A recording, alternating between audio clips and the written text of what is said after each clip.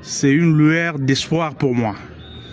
Une lueur d'espoir puisque, comme vous le savez, nous avons porté haut le désir de la population centre-kassaïenne.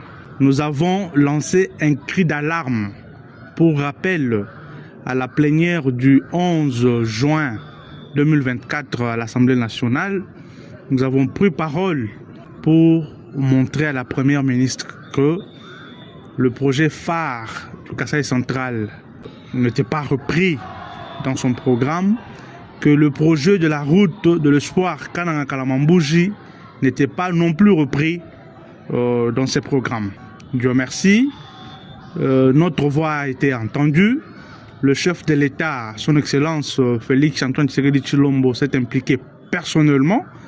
Voilà, aujourd'hui, nous venons d'assister à la relance des travaux de la route Kananga-Kalamambouji. Comme je l'ai dit, c'est une lueur d'espoir pour nous.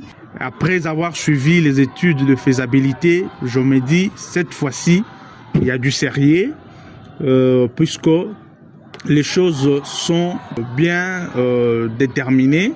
Il y a des fonds déjà disponibles qui vont être utilisés pendant 6 mois. Et vous avez également suivi que les travaux ne vont pas être pris en charge par une seule entreprise. On nous a parlé de 2 entreprises qui vont avoir un tronçon déterminé pour permettre à ce que les travaux évoluent normalement. Le directeur de l'agence congolaise de grands travaux nous a rassuré que dans 24 mois, ils seront en mesure de terminer ces travaux. J'ai dit à la population centre-kassaïenne de garder espoir. Vous avez entendu dans son discours, le ministre des ITPR l'a évoqué. Il a dit que vos députés nationaux ne nous ont pas laissés tranquilles. Effectivement, on ne les a pas laissés tranquilles et on ne va pas le laisser tranquille.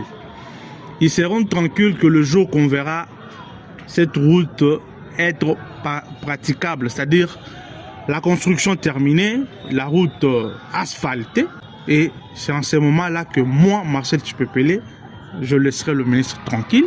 Je vais m'impliquer personnellement pour qu'au niveau de notre caucus, qu'il soit mise en place une commission de suivi permanent et que ceci soit officiel pour que même pendant nos sessions parlementaires, que l'Assemblée nationale nous autorise à venir faire la mission de suivi, comme c'est prévu chaque 6 mois. Nous allons nous battre pour ça.